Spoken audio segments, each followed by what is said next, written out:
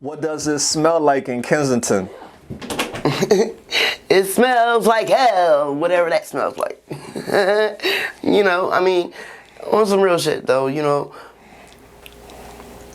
it smells like anywhere else. Man, listen, Kensington is overrated. People look at this shit like it's somewhere to come to. No, don't come here. Run. Far, far away, run. Okay? Seriously. I mean, it's like where else in life you go. It is what you make it, man. So Shakeeta, what's up, girl? Happy New Year. Yeah, though. Happy 2024. What's 2024 looking like for you? It's looking great. It's looking great. I can't wait to be out here starting this new adventure. I'm grieving an old life, but rejoicing in a new life. You know what I'm saying? I've been clean for about 3 months now, and yeah, I relapsed due to some dumb paperwork type shit, whatever. But I ended up being out here back on the street, and since I'm on the street, I'm getting high, and that don't make it right. You know what I'm saying? But it is what it is, and I'm not glorifying it or trying to justify it. None of that shit. I know what I'm doing is wrong. I ain't supposed to be doing it, and at this point, it's just being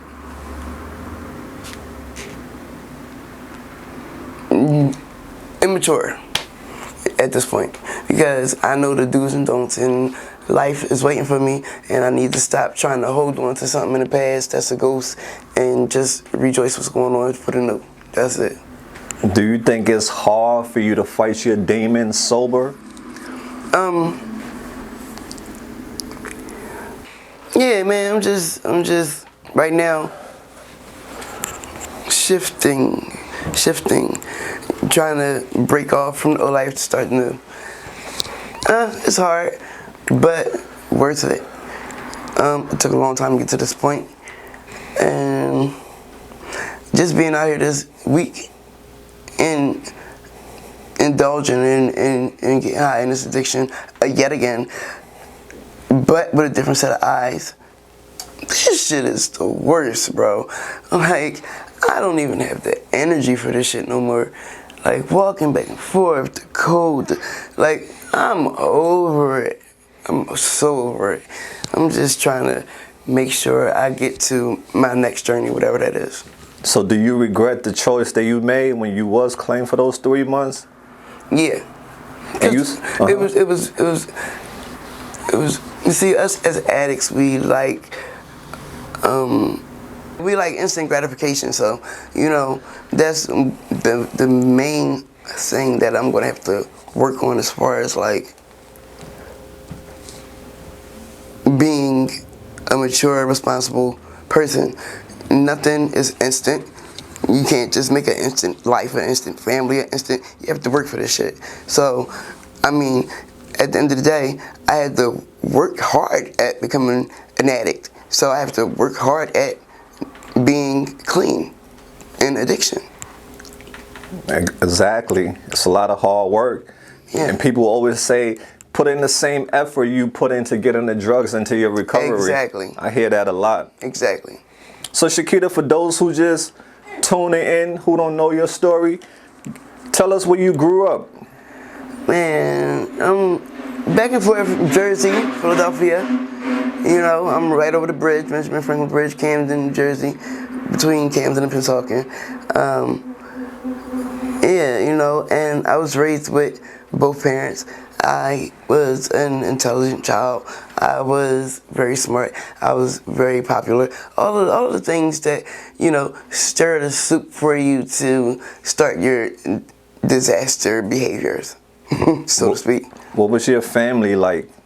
Family life was good. It was good. I was raised with myself and my brother, and my mom and dad. And my mom started using or whatever.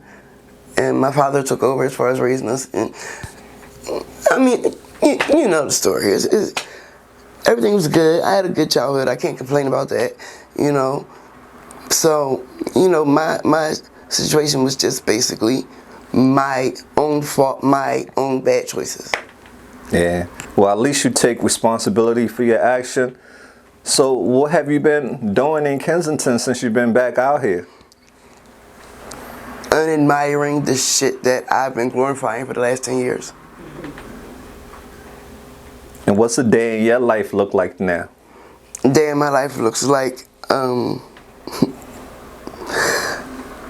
lot of time on my hands because, you know, in active addiction, the only thing that you are doing is getting high. So once you take the whole getting high out of the day, it's a lot of time on your hands. So, you know, you have to start learning new things to do and learning yourself and learning what you like again, because you lose all of that once you start indulging in this thing that we call addiction. The more you get into it, the farther you are from being a law-abiding citizen. What are you afraid of?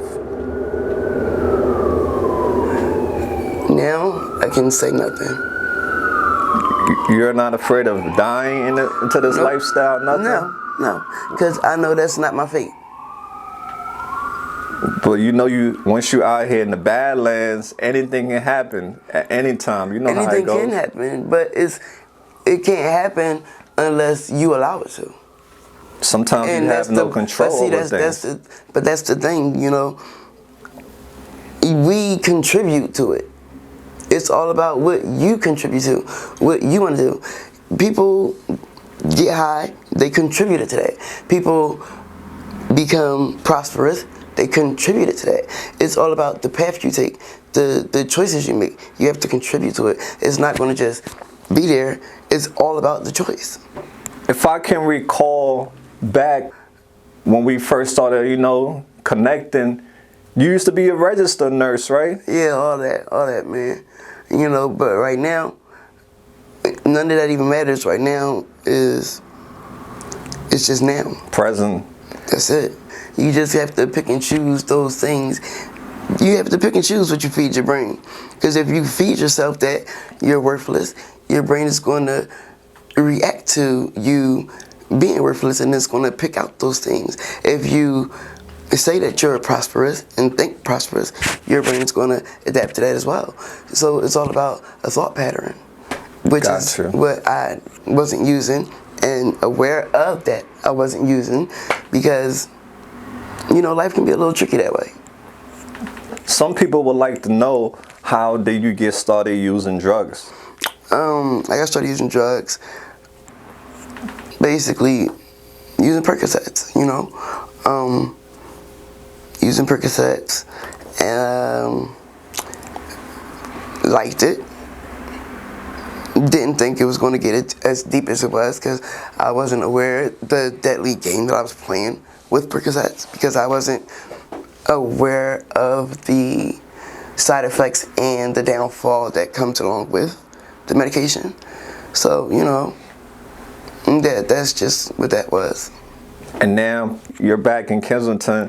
What are you addicted to now? What are you using now?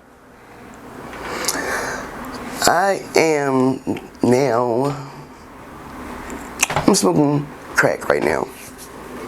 And even a little bit of dope.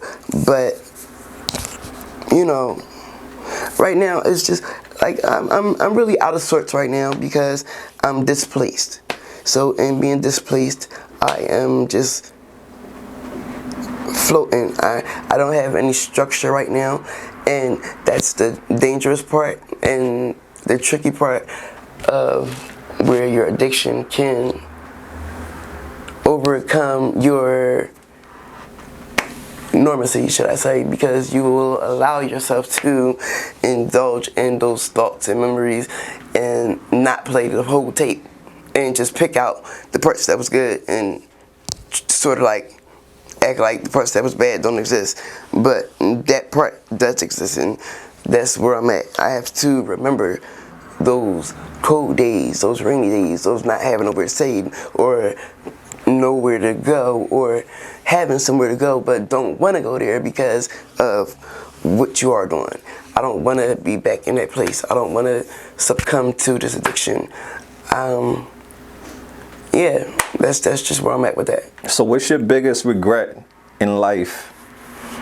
I'm not really going to say regret because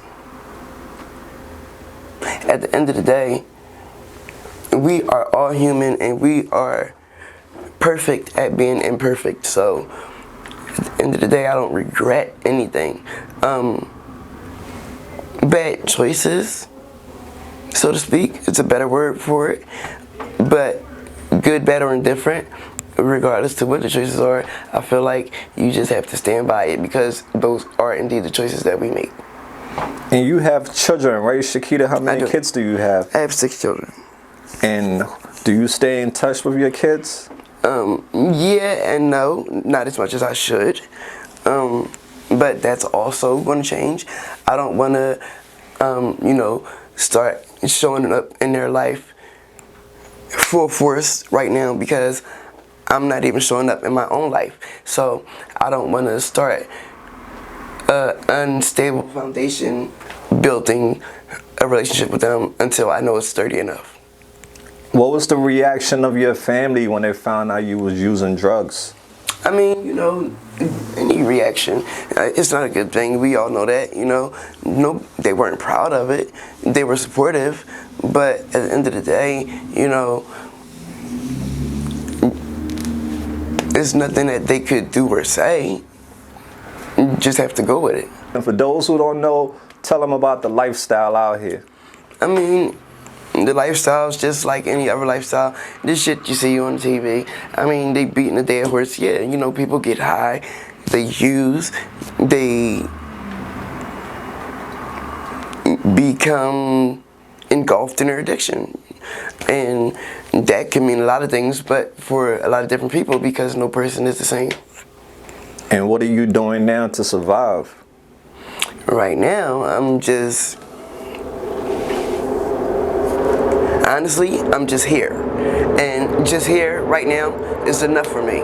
Because before, I couldn't even just say I'm just here. I could just say I'm here and I'm getting high and I am. The only thing on my thought pattern is to get another one. My thought pattern is not that today. So, things are changing slowly, but Rome wasn't built in a day. But know that this is a new leaf turning. Well, that's great to hear, Shakeeta. A lot of people who watch this channel are in recovery or learning about addiction or in active addiction. So for those ones who are in recovery and that craving is behind them and they want to come back to to try again, to use again, what advice would you give them? Man, the only thing I can tell them is to whatever it is that they like or enjoy and can remember, because like I said, you have to learn yourself again. Man, just hold on to it and pray. You know what I mean? Because I think your mic went off. I don't know what happened. Let me see. Okay, we back at it. Yeah, that's all you can do is pray. You know what I mean? I mean, at the end of the day, everything is different for everyone. So I can't tell something to somebody that works for me because what works for me ain't gonna work for them. But at the end of the day, they have to just find their niche and try to hold on to it.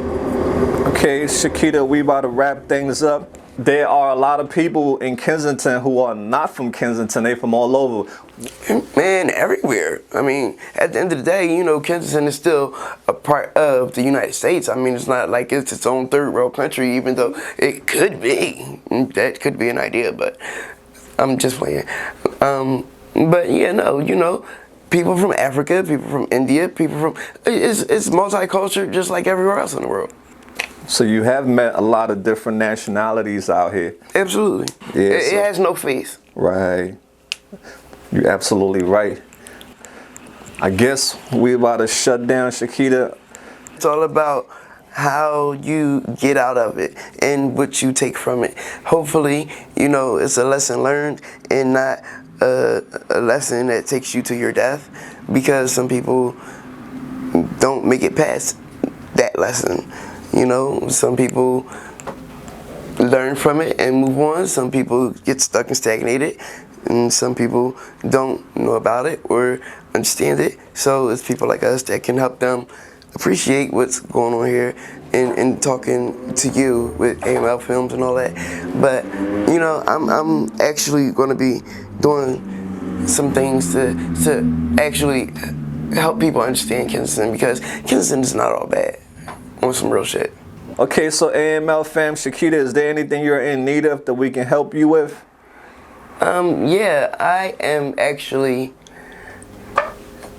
you know, my thing is, people like myself, once you are in your recovery, the small things like, you know, housing and things of that nature, you know, that honestly, for real, there's a lot of people out here that's homeless, bro, and I don't know what's going on with these programs and Project Home and all that, you know what I mean? People really need somewhere to stay, and on some real shit, a lot of people are in addiction because they don't have nowhere to go, or they don't have, you know, their own little place to call home. And I'm not saying that that's aha, like the aha moment for, you know, to solve everything, but that's a big part of it.